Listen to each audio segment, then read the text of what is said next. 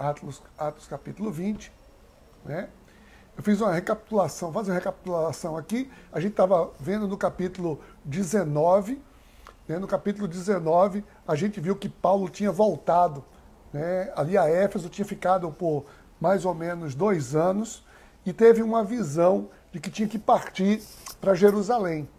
Tá? Então, depois disso, ele teve essa visão e ali, o capítulo 19 diz que teve um grande tumulto lá em Éfeso, formado pelos ourives, né, que se sentiam ameaçados ali.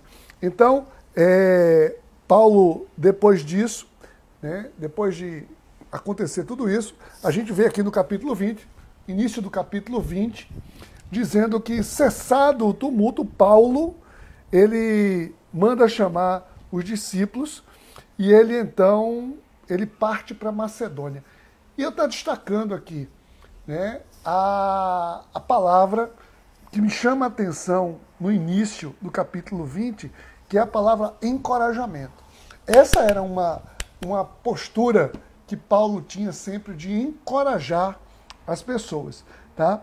Então, ele fica ali encorajando as pessoas, tá? E, né, diz o texto aqui que ele, né, olha só, ele vai para a Grécia e fica lá por 3 meses.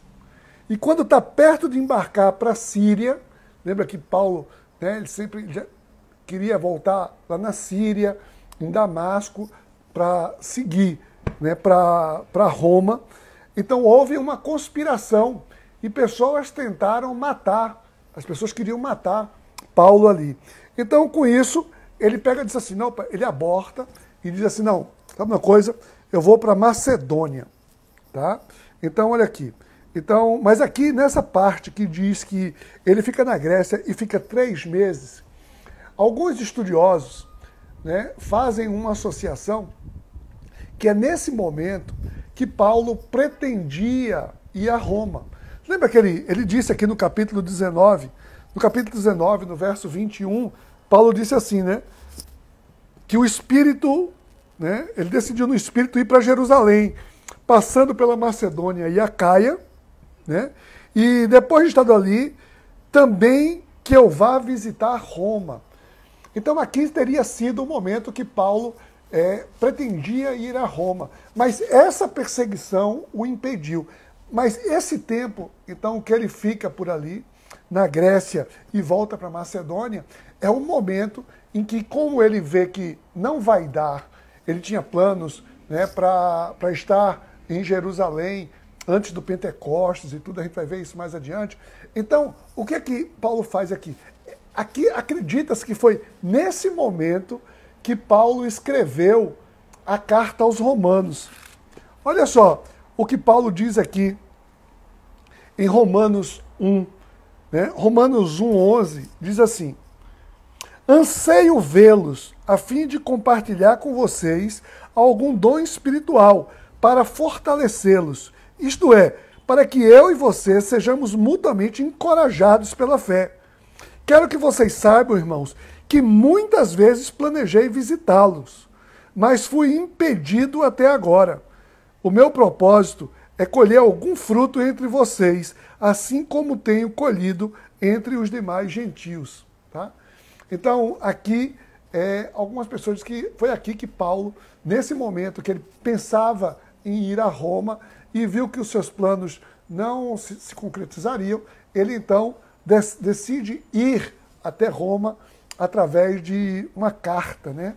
Uma carta que depois ele foi entregue lá, mais adiante, em Romanos, ele diz que a carta foi entregue por Febes, né? Enfim. Tá? Então, isso aqui foi esse momento que ele decide ficar na Macedônia. E aí, aqui nesse momento, né, ele tinha um grande grupo com ele. Tinha um grande grupo com ele. Aí tem esses nomes feios todos que a gente viu aqui. Né? Ele estava acompanhado de Sópatro, filho de Pirro, de Bereia, Aristarco, e Secundo de Tessalônica, Gaio de Derbe, enfim. No final, aqui no verso 6, diz assim, esses homens foram adiante de nós e esperaram em Troade. Navegamos de Filipos após a festa dos pães sem fermentos, e 5 dias depois nos reunimos com eles em Troade. Olha, também alguns estudiosos chegam a dizer que aqui, né, o tempo não devia estar muito bom não, porque essa aqui era uma viagem de navegação, era uma viagem de aproximadamente 2 dias, então muito provavelmente era o tempo do inverno aqui, porque aqui está mostrando que era na Páscoa. Eles estavam se referindo aqui à Páscoa judaica, né? Então eles estavam na Páscoa judaica, né? Ele falou que ele partiu após a festa dos pães sem fermentos. A pães sem fermentos é a festa da Páscoa judaica. Então foi logo depois disso que eles partiram.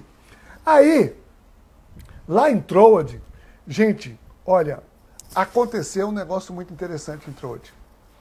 Né? E aí, olha, eu vou ler aqui com vocês. Presta atenção, não dorme não.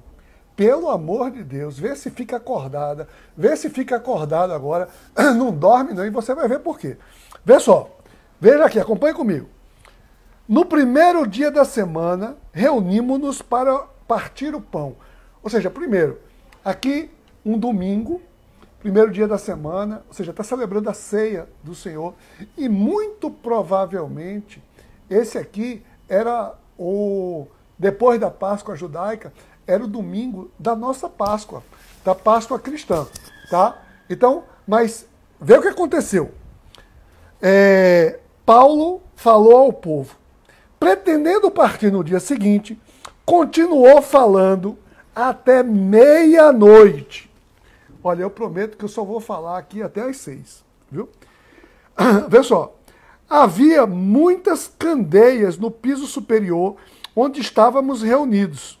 Um jovem chamado Eutico, que estava sentado numa janela, adormeceu profundamente durante o longo discurso de Paulo.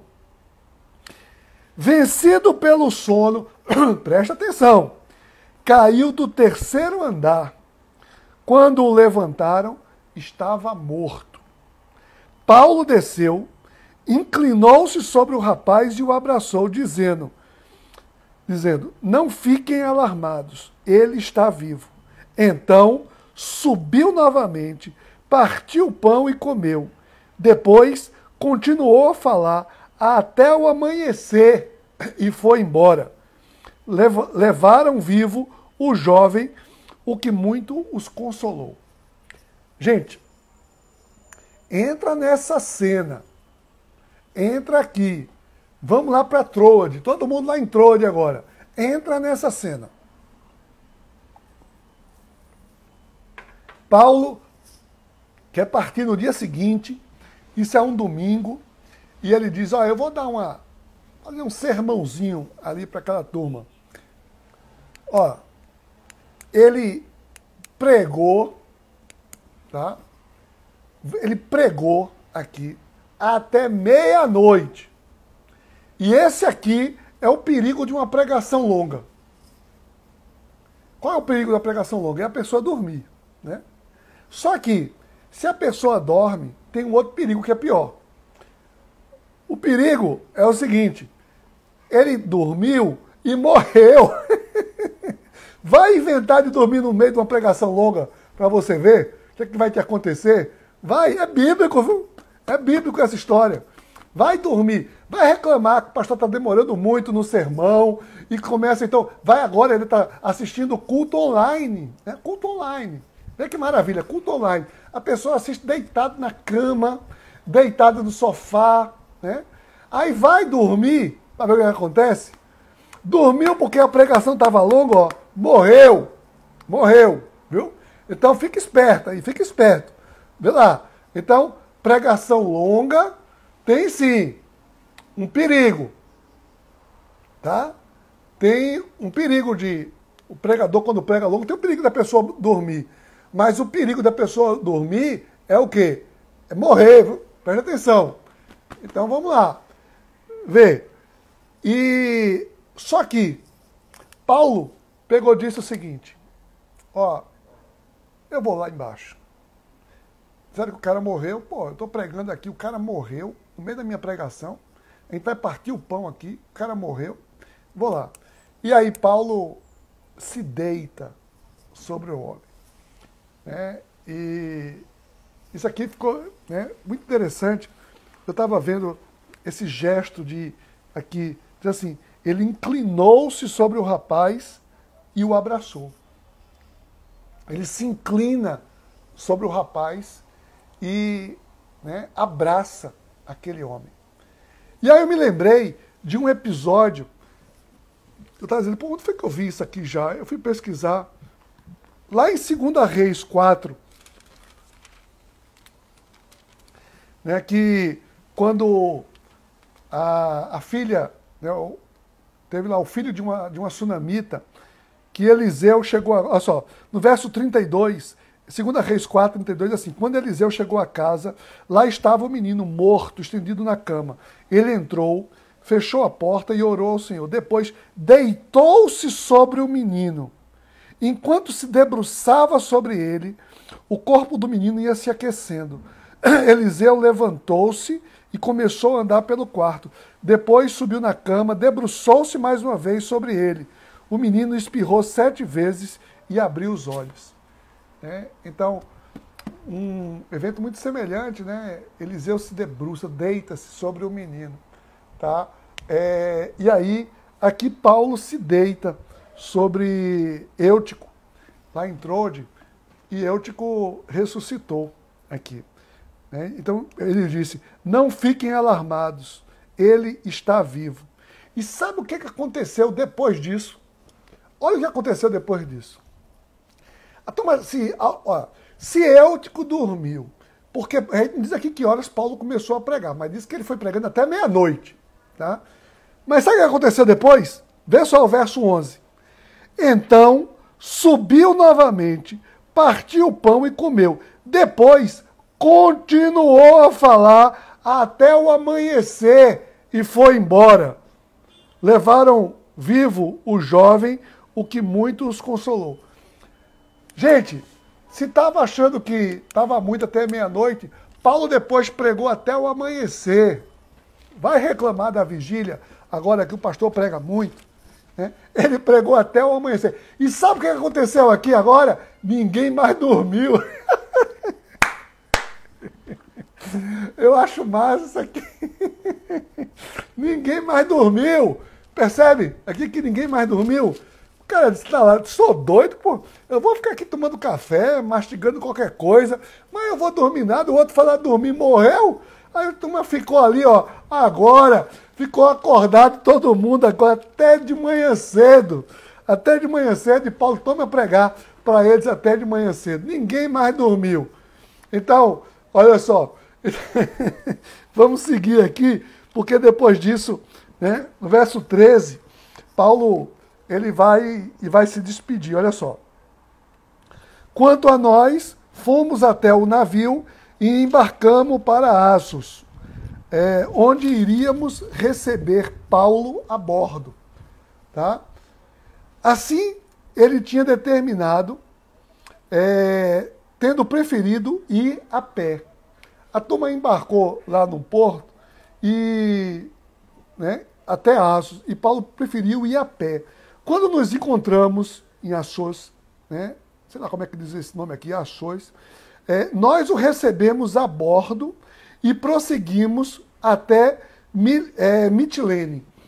Então, aqui ele já está indo em direção ali de novo, à província da Ásia.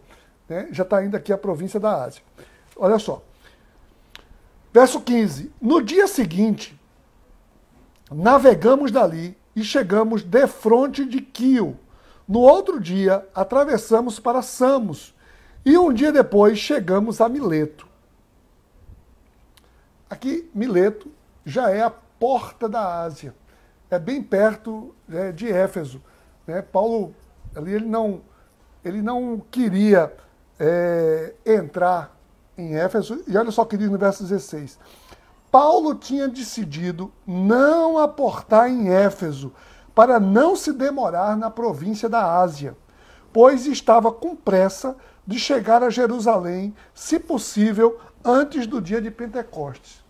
Paulo fez esse propósito, olha, eu quero chegar, né, a festa em Pentecostes, lá em muita gente, lá em Jerusalém, então eu quero chegar antes de Pentecostes, eu não vou chegar em Éfeso. Se eu entrar em Éfeso, olha, ali, né, vai me demandar tanto, né, as pessoas vão... Ou seja, a igreja estava crescendo, a igreja já era muito grande em Éfeso, a essa altura. Então o que Paulo fez?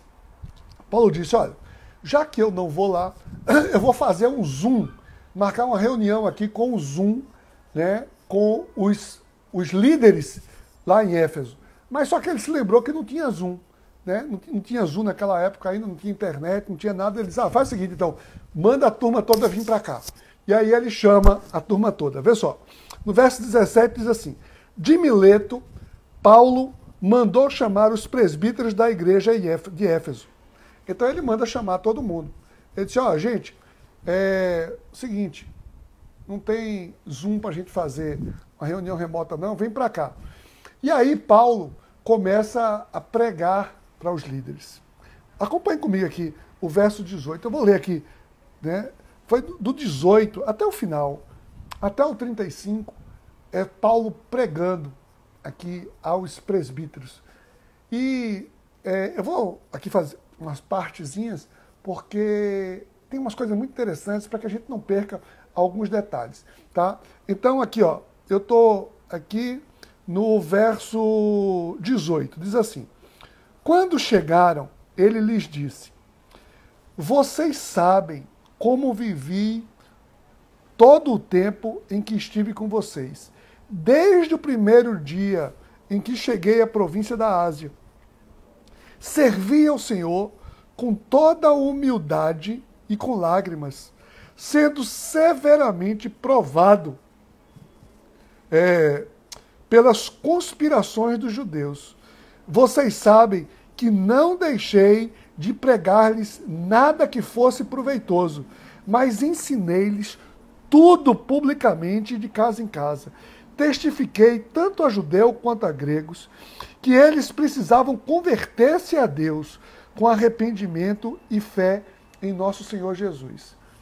Então Paulo reúne ali, né, os presbíteros e fala, gente, olha, vocês são testemunhas, né, de toda a minha dedicação.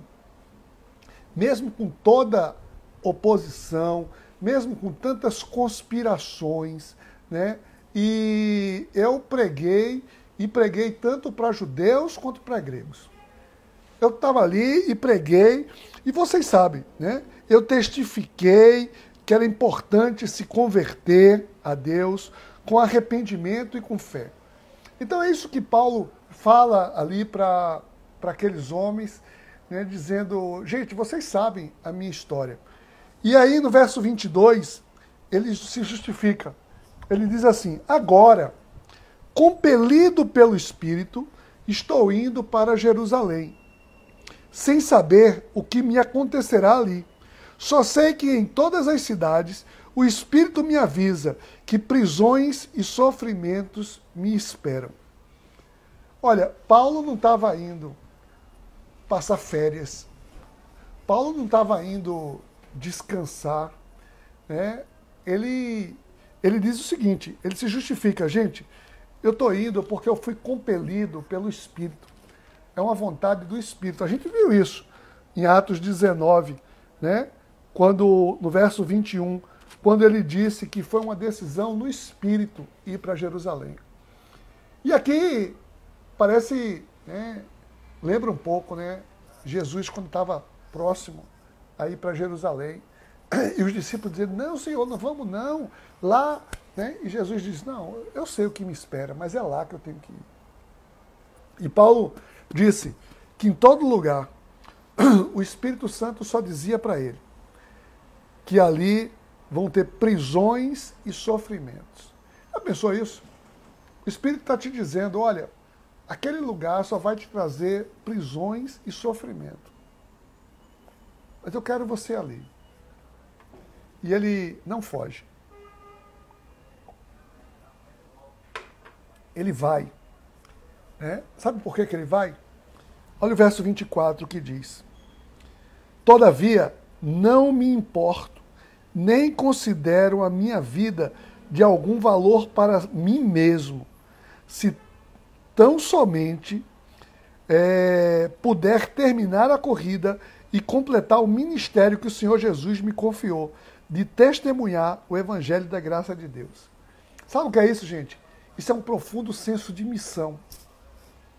Paulo tinha um profundo senso de missão. Ele sabia o chamado que o Senhor tinha feito para ele. Desde Damasco, lá quando ele estava em Damasco, ele ali entendeu, né, como a gente viu lá atrás, a gente viu isso, capítulo 7, né, como ele tinha essa noção muito clara. E ele diz, olha, eu não considero a minha vida, eu não sou um egoísta para mim mesmo, mas eu quero completar a corrida que o Senhor me chamou, que o Senhor confiou a mim. E aí no verso 25, ele diz o seguinte, agora sei que nenhum de vocês, entre os quais passei pregando o reino de Deus, verá novamente a minha face. Aqui, Paulo se despede daquelas pessoas que ele ensinou, discipulou, impôs as mãos, instituiu líderes naquela região. E ele se despede aqui. Ele diz, olha, eu não vou mais encontrar vocês. Gente, para mim é fascinante, né, a clareza com que Paulo ele lida com a situação. E isso é refletido depois em todas as cartas, como a gente pode ver lá em todas as cartas. E aí, aqui no verso 26, Paulo ele comissiona aqueles homens. Né? Ele comissiona aqueles homens. Olha o que diz o verso 26. Portanto, eu lhes declaro hoje que estou inocente do sangue de todos, pois não deixei de proclamar-lhes toda a vontade de Deus. Cuidem de vocês mesmos e de todo o rebanho sobre o qual o Espírito Santo os colocou como bispos, para pastorearem a igreja de Deus, que ele comprou com o seu próprio sangue. Então, Paulo usa uma expressão aqui, né, uma expressão que era muito comum. Ele diz assim, eu sou inocente do sangue de todos vocês. Essa é uma expressão do seguinte, ele, em outro momento, ele vai dizer, eu sou devedor a todo mundo. Enquanto eu não prego a alguém, eu estou devendo a alguém. Esse é um conceito que Paulo trabalha, né? Ele diz assim, eu sou devedor. E aqui ele está dizendo, a vocês eu não devo mais nada. Para vocês eu preguei. Tá? Então, ele tira aqui o peso, só, eu preguei para vocês. E aí ele diz o seguinte, agora eu estou comissionando vocês. Isso lembra João, lá, Jesus, né, em João, no finalzinho ali de João, deixa eu pegar aqui onde foi. Em João 20, né, João 20, 21, Jesus diz assim, a paz seja com vocês, assim como o Pai me enviou, eu os envio. Né? E Paulo faz a mesma coisa com os presbíteros de Éfeso, agora. E ele diz ainda, ele diz, olha, cuidem de vocês, mas cuidem do rebanho que o Espírito Santo botou na mão de vocês. Lembra o que Jesus falou a Pedro, lá em João 21, né? Apacenta as minhas ovelhas, cuida das minhas ovelhas. Né? Jesus partindo e disse, olha, mas cuida de você, mas cuida das minhas ovelhas também. E Paulo aqui diz a mesma coisa. Assim, olha, cuida das ovelhas que o Espírito Santo colocou na tua mão. Tá? Vamos lá, seguindo aqui, verso 29. Estou no verso 29. Ele diz assim, sei que depois da minha partida, lobos ferozes penetrarão no meio de vocês e não pouparão o rebanho. E dentre vocês mesmos se levantarão homens que torcerão a verdade a fim de atrair os discípulos. Por isso, vigiem. Lembrem-se que durante 3 anos jamais cessei de advertir cada um de vocês disso, noite e dia, com lágrimas. Olha, eu acho muito bacana esse senso de responsabilidade que Paulo tem aqui, e ele está falando com líderes. Ele está dizendo, gente, tenham cuidado, né? O mundo jaz no maligno, a gente está no mundo pervertido, né? E vão vir dificuldades. Vão se levantar lobos no meio, né? Lobos vão se levantar. Isso é uma coisa... Jesus já tinha dito, né, que muitos são lobos em pele de ovelha, né? Lobos em pele de cordeiro. Isso é um conceito bastante interessante, viu? E assim, às vezes tem gente que confunde esses lobos, né, lobos com pele de ovelha, só com falsos profetas, com pessoas, mas só que Jesus não disse assim, lobo em pele de pastores, não.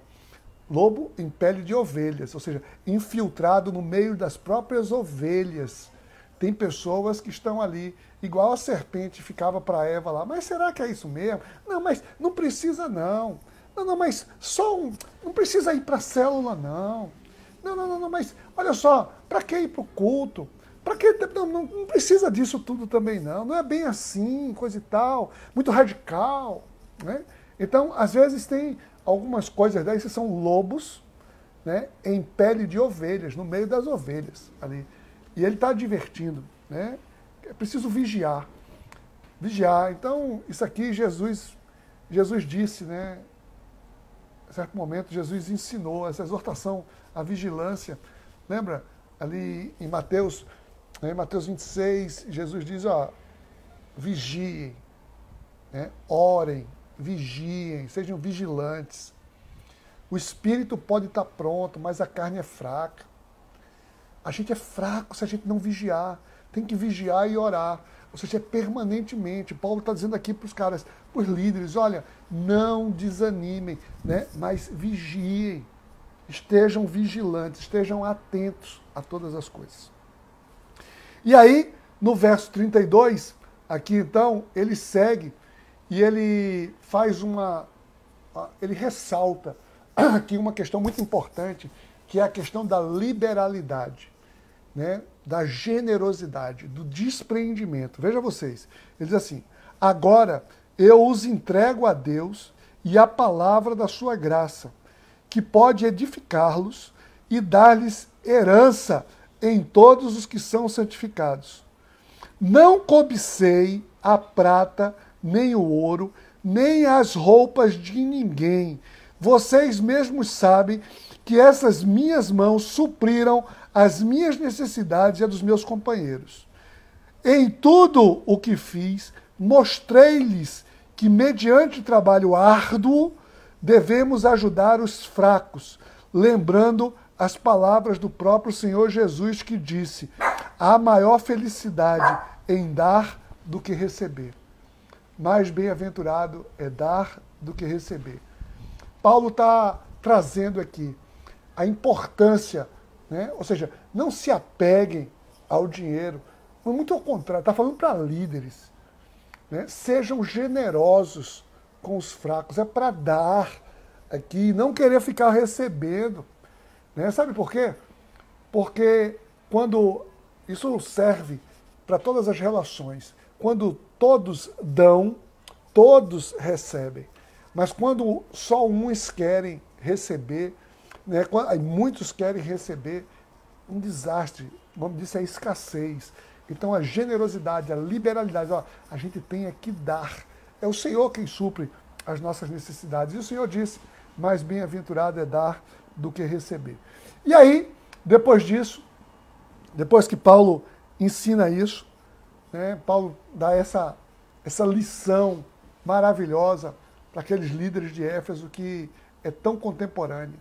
É para os líderes de hoje, né, para os líderes do século XXI, para todos nós aqui. E o verso 36 diz o quê? Que tendo dito isso, ajoelhou-se com eles e orou. Orou com eles. né? Verso 37. Todos choraram muito e abraçando o beijavam. O que mais os entristeceu foi a declaração de que nunca mais veriam a sua face. Estão lamentando aquilo que a gente viu lá no verso 25, né? Quando Paulo diz no verso 25, agora sei que nenhum de vocês, entre os quais passei pregando o reino, verá novamente a minha face. E foi isso que eles lamentaram.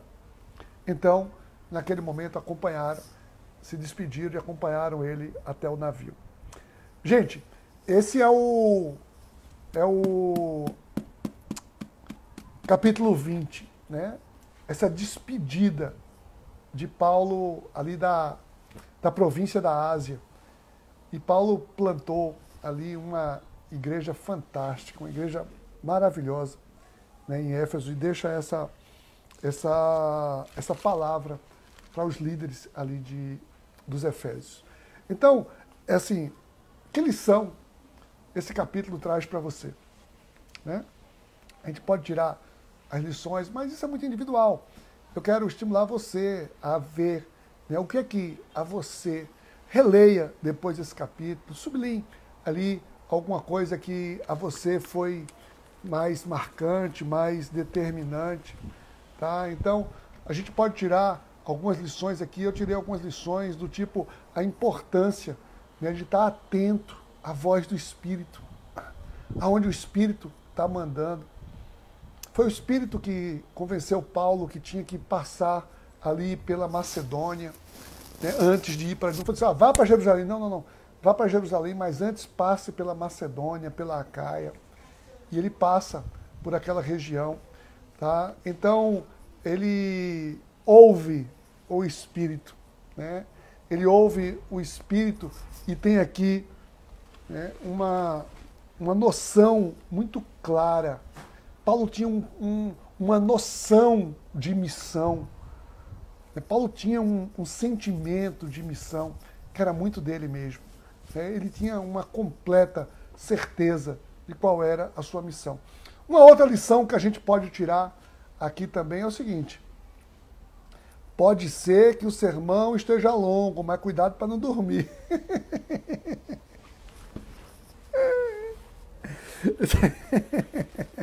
Isso aqui é só uma brincadeira, né? Sobre Eutico aqui, né? Então a gente precisa ter cuidado para não dormir. Olha, quem dorme no sermão longo pode morrer, né? Foi isso que a gente viu aqui. Então fique esperto aí, tá? Então, mas e depois a gente vê que lição maravilhosa quando Paulo fala para os discípulos aqui. Ele fala, né, que, olha, gente, a importância. Primeiro, ele chama a atenção de algumas coisas. Ele chama a atenção de quê? A importância de ter consciência de qual é a sua missão. Tá? Então, essa aqui é clara, noção de qual é a sua missão. Depois, ele fala, né, o seguinte: a importância de cuidar de si mesmo e cuidar do rebanho que o Senhor coloca diante de nós. Ele traz essa missão aqui, né, essa lição muito clara também. Outra lição que ele traz, a questão de estar vigilante contra aquelas que vão, os lobos travestidos aí que podem vir tirar, né, roubar dos discípulos. Então, e uma outra lição é a questão da generosidade, do despreendimento. Mais bem-aventurado é dar do que receber. Tá? Então, essa foi o capítulo 20 aqui de Atos. E agora Paulo depois segue. Ele vai seguir, né, o caminho dele. Ele quer chegar em Jerusalém antes de Pentecostes.